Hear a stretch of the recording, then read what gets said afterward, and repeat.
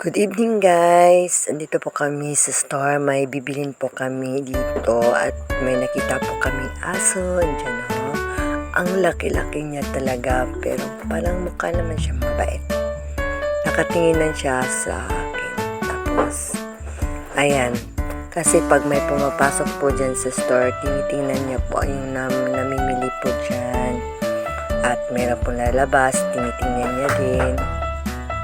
Ewan ko, hindi ko talaga kabisado yung mga aso dyan. Yan lang po ako nakakita ng malaking aso sa store niya. At naka po na siya. Yan o. Hindi ako lapitan. Natatakot po ako guys. Yan o. Akala nyo nilapitan ko siya. Hindi ko yan nilalapitan. Nakatakot kasi yung laki niya. Oh, tingnan yung bibig. Laki niyang bibig niya, guys. Tapos, lalabas yung asawa ko. You know, ang pogi.